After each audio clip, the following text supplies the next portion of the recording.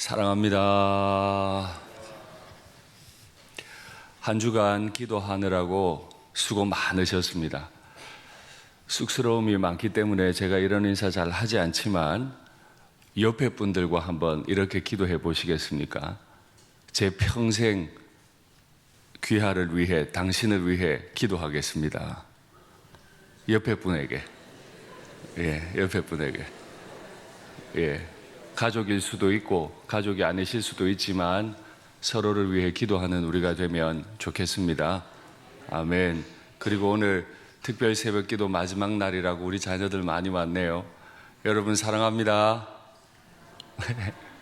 아까 성경 읽는데 아이가 성경 읽는 소리 들리니까 너무너무 좋네요.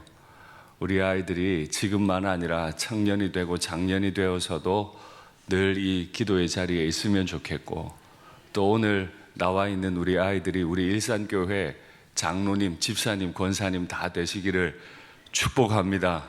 그리고 이 자리에서 목사님, 선교사님, 또 영역 선교사님들이 들불같이 일어나기를 축복합니다. 아멘. 말씀만 주면 아이들이 슬플지도 몰라요. 그래서 기도회를 마치고 내려가면 또 좋은 일이 있을 거니까 목사님들 안내를 잘 받으시면 되겠습니다. 지난 5일 동안 예레미야의 말씀을 전했습니다. 예레미야는 10대 후반, 많아야 20살 정도 되었을 때 하나님의 소명을 받았고, 그는 그 자신의 아이 같음으로 인해 하나님의 소명을 거부했었습니다. 그러나 하나님은 예레미야의 대답을 기다리지 않으시고 살구나무 환상을 보이시고 끓는 가마 환상을 보여주셨습니다. 때가 되면 내가 이 끓는 가마를 들어 올려서 이 펄펄 끓는 것을 내가 사랑하는 내 땅 유다에 다 부어버릴 거다. 내가 완벽하게 심판해버릴 거다 말씀하셨어요. 그러나 주님은 심판만 말씀하신 게 아니라 그 펄펄 끓는 가마 속에 들어간 것 같은 그 심판을 당하는 유다 백성을 마침내 구원해낼 거라고, 그 일에 나는 너를 소명했노라고 말씀하십니다. 이 땅은 하나님의 펄펄 끓는 가마와 같습니다. 그리고 하나님은 교회를 이 땅에 하나님의 구원을 선포하는 소명의 기관으로, 소명자로 우리를 부르신 것을 분명히 믿습니다. 하나님께서는 바벨론을 사용하셔서 유다를 심판하고 계십니다. 그러나 하나님은 거기에 머물지 않으십니다. 내가 너희의 하나님이 되고 너희는 내 백성이 되리라 하는 약속도 주셨습니다. 하나님의 약속이 있으면 우리 이제 뭐 하면 될까요? 오늘 본문에 보니까 예레미야가 아직 시위대 뜰에 갇혀 있을 때 두 번째로 여호와의 말씀이 임했다. 예레미야가 시위대 뜰에 갇힌 때는 주전 587년입니다. 주전 587년. 586년에 예루살렘이 멸망합니다. 멸망 1년 전입니다. 그러면 40년 동안 예레미야가 하나님의 말씀을 소명받은 이후에 선포했다면 올해로 꼭 39년째 살구나무 꽃이 피고 지고 피고 지고, 하나님 예언하신 것 언제 이루어집니까? 39년을 기다리고 있는데 그는 체포가 되어버렸습니다. 얼마나 끔찍한 상황인지 말씀 한번 확인할까요?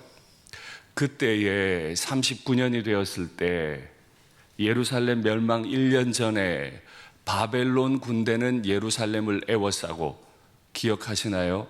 바벨론 군대가 30개월을 에워싸는 바람에 성이 포위가 돼서 먹을 게 없으니까 그 인자했던 엄마가 자기 아들과 딸을 솥에 넣고 삶아서 먹었던 때, 지금 예루살렘 성 안에 시체가 가득해져 가고 있는 바로 그때, 그것만이 아니에요. 선지자 예레미야는 유다의 왕의 궁중에 있는 시위대 뜰에 갇혔습니다. 예루살렘 성은 느부갓네살 군대에 갇혔고, 그 갇힌 성 안에 예레미야 선지자는 왕의 명령에 의해 시위대 뜰에 갇혀버렸어요. 이제 누가 유다를 향해 하나님의 말을 전하죠? 갇혀있는 예레미야가 할 수 있는 건 뭐예요? 왜 지금 갇혔습니까? 이는 그가 예언하기를 시드기야는 갈대아인 느부갓네살의 군대를 말합니다. 갈대아인의 손에서 벗어나지 못하고 시드기야를 바벨론으로 끌어갈 거다. 시드기야는 유다의 마지막 왕. 내년이면 자기의 나라가 멸망하는 걸 보게 될 왕이죠. 너희가 갈대아인과 싸울지라도 승리하지 못하리라. 완전 매국노 같은 얘기하는 거예요. 그렇게 말했더니 유다 왕 시드기야가 내년에 죽는지 모르고, 내년에 자기 눈이 뽑히는지 모르고, 내년에 자기 아들들이 자기 보는 앞에서 죽임당하는 것도 모르고 네가 어찌하여 이같이 예언하였느냐 하고 그를 가두었습니다.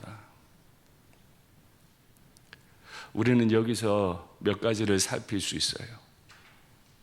완벽하게 가두어졌습니다.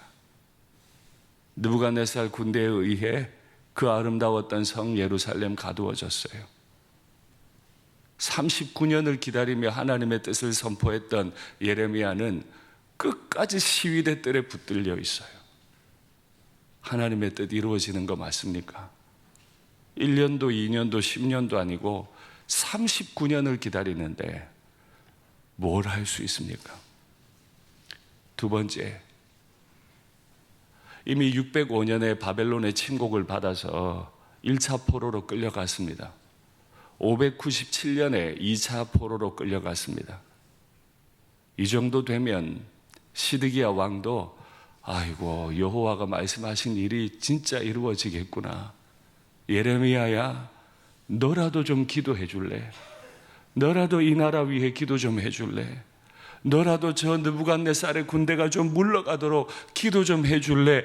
하면 좋으련만 어찌하여 이같이 말하느냐? 안 듣고 싶은 거예요. 바벨론 군대가 둘러싸는 걸 보면서도 자기 백성들이 먹을 게 없어서 자기 새끼를 삶아 먹는 이 비참한 현실 가운데 떨어지는 걸 보면서도 여호와의 말씀은 듣고 싶지 않아요. 여러분 이 새벽에 마음에 한번 확인해 보실래요? 나는 내가 듣고 싶은 음성만 듣는 거 아닙니까? 듣고 싶은 대로만 듣고 싶은 거 아닙니까? 여태까지 들어왔던 대로만 하나님 말씀 듣고 싶은 거 아닙니까? 그 말씀이 아무리 하나님의 말씀이라 할지라도 내가 듣고 싶은 대로만, 내가 들어왔던 대로만 듣는다면 우리에게는 소망이 없어요. 말씀 더 볼까요?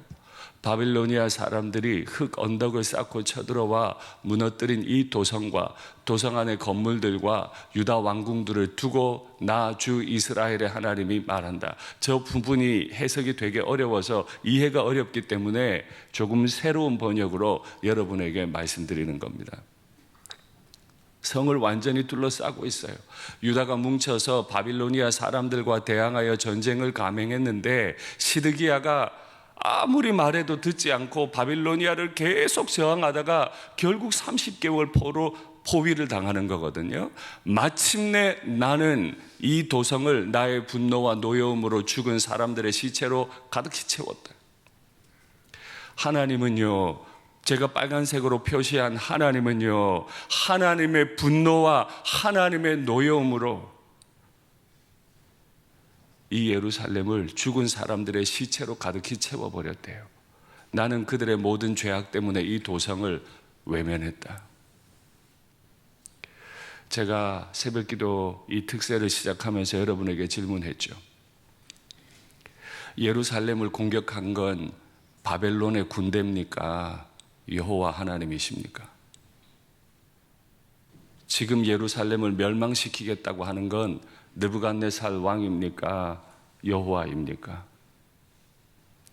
예루살렘을 포위하라고 명령을 내린 건 바벨론의 장군입니까? 아니면 만군의 여호와이십니까? 만군의 여호와예요. 이 성을 너무 사랑하셨던 만군의 여호와가 바벨론을 그냥 무기 삼아서, 바벨론을 도구를 삼아서 이 땅을 직접 치고 계세요. 하나님이 한번 작정하시면 어떤 일이 있어도 하나님의 작정대로 되고 마는 줄 믿습니다. 이때 우리 뭐 할 수 있죠? 바벨론의 군대가 멀리서부터 공격해 왔어요. 1000km를 달려왔어요. 예루살렘을 똘똘 둘러싸고 있습니다. 여태까지 하나님의 뜻을 전했던 예레미야는 그 가장 안쪽 왕궁에서도 시위대 뜰 안에 갇혀버려 있습니다. 1차, 2차 포로는 이미 1000km 떨어진 곳에 유대인 정착촌, 너무 환경이 좋지 않은 곳에 끌려가 있습니다. 이곳에서도 저곳에서도 도무지 하나님을 경험할 수 없는 것 같은 그때가 예레미야가 아직 시위대 뜰에 갇혀 있을 때입니다. 그때 하나님의 말씀이 임해요. 아무것도 할 수 없는 그때, 아무것도 하려고 해도 안 되는 그때 하나님이 무언가 일하기 원하셨어요. 일을 하시기 전에 자기를 먼저 밝히셨는데 한번 확인할까요? 일을 행하시는 여호와, 그것을 만들며 성취하시는 여호와, 그의 이름을 여호와라 하는 이가 이와 같이 이르시되, 이 성을 똘똘 둘러싸서 엄마가 아이의 살을 뜯어먹게 만든 이 일을 행하는 여호와, 이 일을 계획한 여호와가 너희에게 말한다. 이 말을 들을까요, 말까요? 우리나라 망한다는데, 바벨론에 저항하지 말라는데, 그냥 끌려가려는데 그 말을 들을까요, 말까요? 그런데 여호와가 자신을 3번을 소개하세요. 나는 이런 여호와다, 나는 이런 여호와다, 나는 이런 여호와다. 작정을 하셨다는 거예요. 작정하시면 그대로 됩니다. 뭘 작정하셨을까요? 말씀 확인할까요? 너는 내게 부르짖으라, 내가 내게 응답하겠고 네가 알지 못하는 크고 은밀한 일을 내게 보이리라. 저 구절이 어떻게 느껴지세요? 제가 색깔로 지금 표시했죠? 우리는 부르짖고 하나님은 응답하시고, 우리는 부르짖고 하나님은 응답하시고. 여러분께 질문하겠습니다. 바벨론의 군대가 성을 30개월을 보유했습니다. 선지자 예레미야는 구중궁궐, 그 감옥 속에 갇혀 있습니다.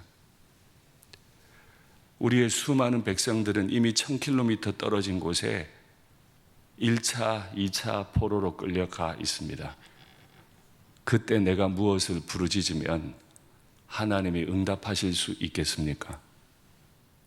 정말 그렇게 생각하십니까? 우리 가정에 내가 넘을 수 없는, 내가 해결할 수 없는 일이 생겼습니다. 모든 게 둘러싸여 있고 도저히 살아날 수 없는 것 같은 그때 내가 부르짖으면 하나님이 듣고 응답하시겠습니까? 우리는 이것을 배웁니다. 그래서 70년이 걸리는 겁니다. 잘못했습니다, 다시는 안 그러겠습니다 한다고 끝나는 게 아니라, 어제 보았던 말씀 다시 한번 확인할까요? 여호와의 말씀이니라 너희를 향한 나의 생각을 내가 안다. 바벨론에 항복하고 끌려가라는 내 생각, 그 생각 내가 알아. 내가 아는데 너희를 향한 나의 생각은 평안이고 재앙이 아니다. 너희에게 미래와 희망을 주기 위해 이 성을 버리고 바벨론의 포로로 끌려가라는 거다. 이해가 안 돼요. 그러실 거면 바벨론을 물리시면 되지. 전능하신 하나님이 바벨론 물러가라고 하면 되지. 우리는 이해가 안 돼요. 그러나 하나님은 하나님 당신 자신의 생각을 다 알고 계세요. 너희가 내게 부르짖으며 내게 와서 기도하면 내가 너희들의 기도를 들을 것이요, 너희가 온 마음으로 나를 구하면 나를 찾을 것이요 나를 만나리라. 하나님이 바벨론 군대에 명령해서 예루살렘을 치라고 하셨기 때문에 바벨론 군대가 왔다면 하나님이 단 한마디의 말로 바벨론 군대는 이제 물러가, 이러면 물러갈 수밖에 없는 거예요. 그런데 왜 그렇게 안 하신다고요? 70년을 채워야 되니까. 왜 그 70년을 채워요? 온 마음으로 하나님께 부르짖는 걸 연습해야 되니까. 온 마음으로 기도하는 걸 연습해야 되니까. 그래서 신혼여행 와서도 바람나버린 그런 이스라엘이 그 더러운 마음을 다 버리고 온 마음으로 신랑 되신 하나님만 붙들기를 원하시니까 이거 가르치고 싶으신 거잖아요. 우리에게 어떤 어려움이 쌓여 있어도 그 어려움 물리치는 건 하나님께 하나도 안 어려워요. 하나님이 중요하게 여기시는 건 어떻게 어려움이 쌓여도 그 어려움 가운데서 하나님 믿고 하나님 이름 부르짖고 우리가 기도하면 하나님이 우리를 살리실 거다. 이걸 우리의 온 영혼이 익히는 것, 배우는 것. 그래서 진짜 힘들 때마다 지금까지 지내온 것 주의 크신 은혜라. 찬송 부르며 이 때를 견디는 법을 배우는 것. 하나님을 더 사랑하고 하나님과 사귀는 것. 이게 70년의 이유입니다. 바벨론이 예루살렘을 둘러싸고 인자한 어미가 아이의 살을 뜯어먹고 우리의 동료들이 저 먼 나라의 포로로 끌려갔고 내년이면 이 땅이 멸망하게 된다 하더라도 바로 그때라도 우리를 이렇게 사랑하시는, 우리를 훈련시키기 원하시는, 우리를 기다리시는 하나님과 사귀기 원합니다. 사귐의 기도라는 책 한번 확인할까요? 사귄다는 말은 마음을 열고 인격적으로 교제하는 걸 가리킨다. 사귐의 1차적인 결과는 닮음이다. 영이신 하나님은 늘 우리와 함께 하신다. 그분은 우리를 향해 문을 열고 기다리신다. 예루살렘이 다 포위를 당한 때도, 예레미야가 시위대 뜰에 갇혀있는 때도, 그때도 하나님은 자신의 문은 열고 기다리세요. 예레미야야, 너는 내게 부르짖어라. 다 갇혀 있어도 너를 향해 내 문은 열어놨다. 제가 종종 말씀드리죠. 우리는 열린 하늘 아래를 걷습니다. 다 가두어져 있어도 하늘은 열려 있어요. 우리가 눈을 떠서 그분을 뵙고 그분을 향해 마음을 열고 우리의 눈을 뜨고 우리의 마음을 열고 우리 삶에 그분을 받아들이면 사귐이 시작된다. 가두어져 있어도, 포로로 끌려가도 하늘이 열려 있기 때문에, 하나님 아버지의 마음이 활짝 열려 있으시기 때문에 너는 내게 부르짖으라. 네가 알지 못하는 크고 은밀한 일을 너에게 보여주마. 쇼 윈도우 부부라는 말이 있죠. 부부는 부부인데 정상적인 부부가 아니에요. 남들에게 보여주기 위해 부부로 있는 거예요. 그냥 헤어지지 못해 그냥 같이 살아주고 있는 거예요. 버티고 있는 거예요. 진작 헤어졌겠지만 자식 새끼들 요것들 불쌍해질까봐, 요것들 시집장가 가는데 장애가 될까봐 그냥 부부라는 이름 걸고 사는 거예요. 쇼윈도 부부. 한 식탁에 앉아서 하나의 밥을 먹어요. 그런데 말이 없어요. 한 식탁에 앉아 한 밥을 먹는데 말만 하면 예민해지고 날카로워지고 싸움이 일어나요. 쇼윈도 부부, 쇼윈도 가족이라면 날마다 하나님 앞에 나와서 제사를 지냅니다. 해 뜰 때, 해질 때 상번제를 올립니다. 안식일을 기억합니다. 11조를 드립니다. 십계명을 줄줄이 외웁니다. 그러나 하나님과 쇼윈도 부부일 수 있습니다. 하나님이 출애굽해서 광야를 지금 신혼의 때로 여기고 신혼여행 중인데 그 광야의 신혼여행 중에도 바람을 핀 게 유다라면 우린 지금도 하나님 앞에서 쇼윈도 부부일 수 있습니다. 내 마음은 하나님 앞에서 안전합니까? 나와 하나님과의 관계는 정말 쇼윈도 부부가 아니라 이런 깊은 사귐이 있습니까? 어떤 어려움이 와도 하나님의 마음은 날 향해 열려 있어. 세상이 아무리 나를 둘러싸고 포위를 해도 하늘은 열려 있어.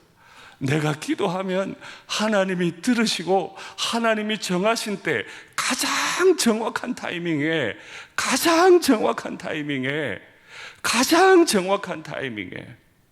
하나님은 하나님의 일을 하실 거야.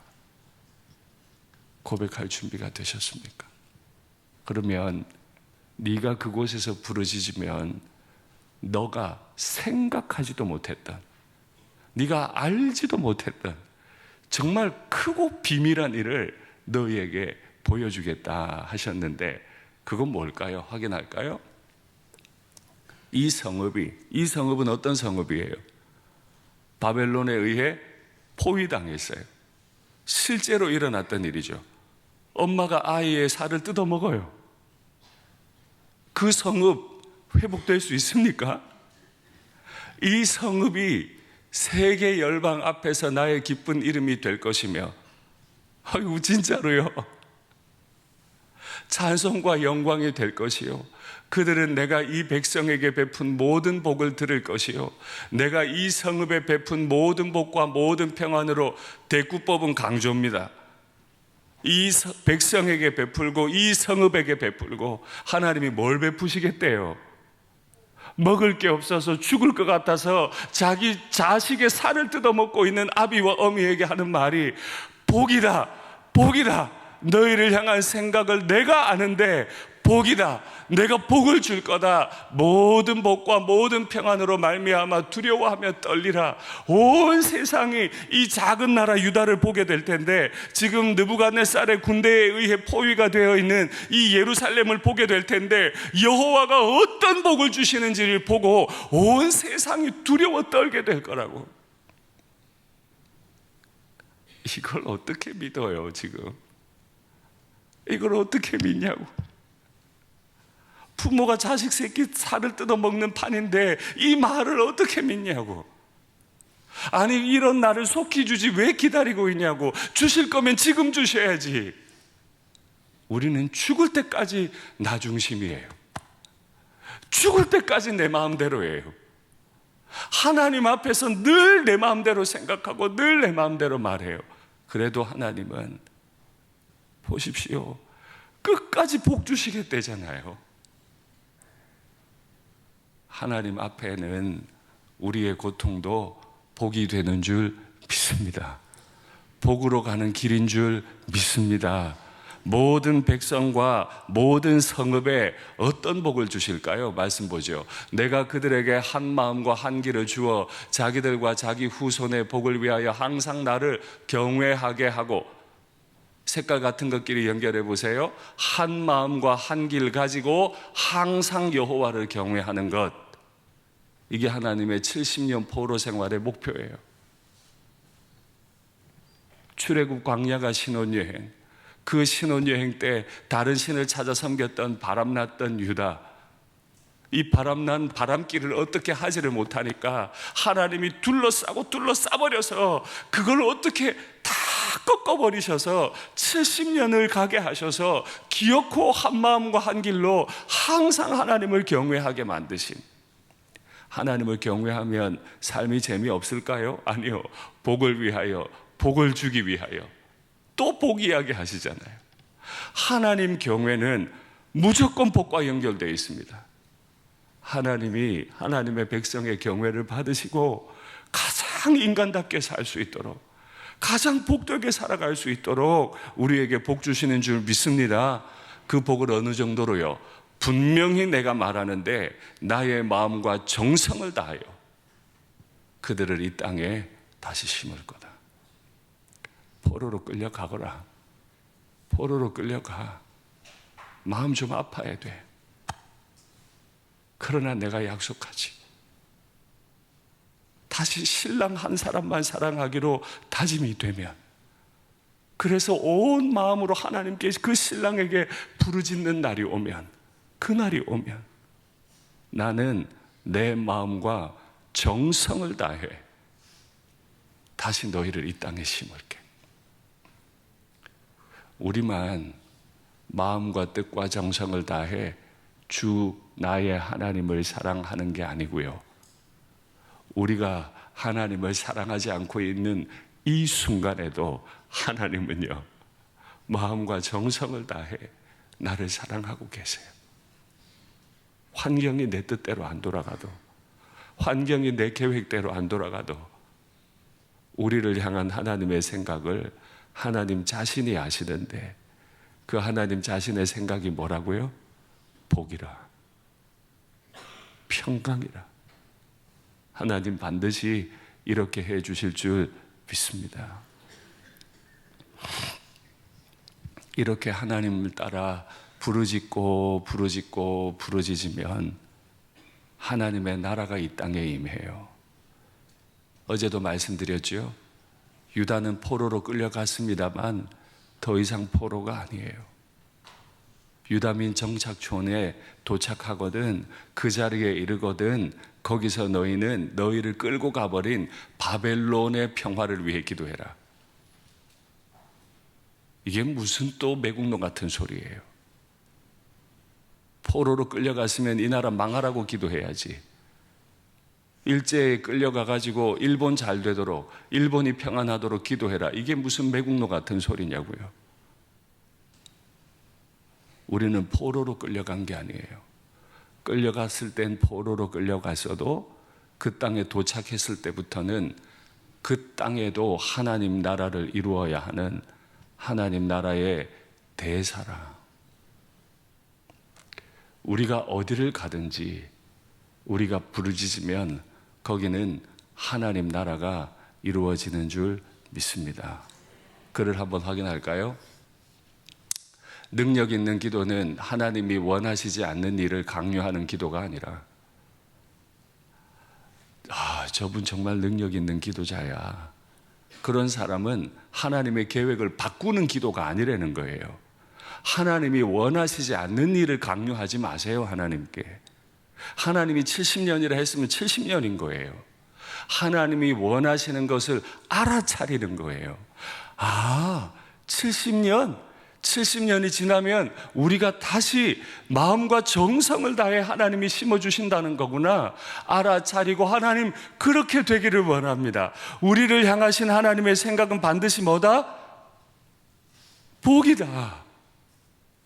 소망을 주는 거다. 그러니 그걸 알아차리고 하나님 그렇게 되기를 원합니다. 그러므로 사귐의 기도 없이는 진정한 기도의 능력을 소유할 수 없다. 이렇게 하나님을 사랑하십니까?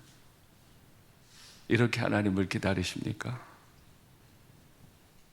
예수님이 제자들에게 이렇게 기도를 가르치셨어요. 확인할까요?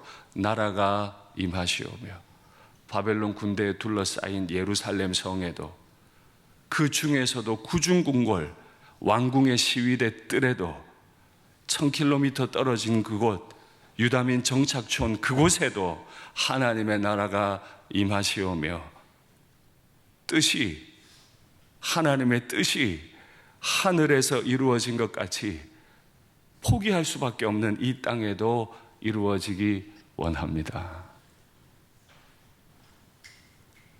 하나님은 심판을 예고하셨어요. 또한 하나님은 구원을 예고하셨어요. 그리고 우리에게 소명을 주세요. 이 땅 끌어안고 기도하거라. 네 가정을 끌어안고 기도하거라. 이 일상교회 끌어안고 기도하거라. 우리가 기도하면 하나님이 우리의 기도를 길잡이 삼아서 우리가 머물고 있는 땅을 하나님 나라로 만들어 가실 줄 믿습니다. 한 가지 예를 들어 볼까요? 저희 집에 딸이 셋 있으니까 그냥 제 딸을 가지고 예로 들겠습니다. 아빠가 대화를 합니다. 얘야, 너의 이상형은 뭐야? 어떤 남자 만나서 살면 네가 행복할 것 같아? 첫째가 말합니다. 아빠 닮은 남자요. 할렐루야. 둘째가 말합니다. 아빠가 추천하는 남자예요. 할렐루야. 셋째가 말합니다. 나는 아빠랑 결혼할 거야. 근데 그 집이 돈이 없어요.